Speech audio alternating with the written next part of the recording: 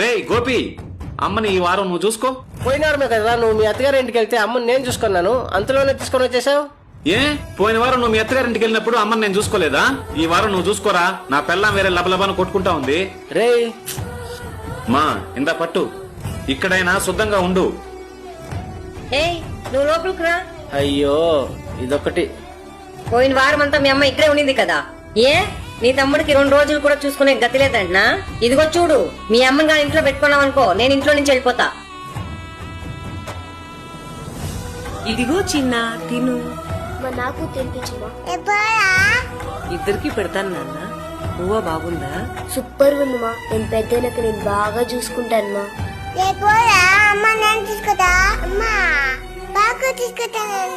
మీరిద్దరు నన్ను బాగా చూసుకోండి, సరేనా? తినండి.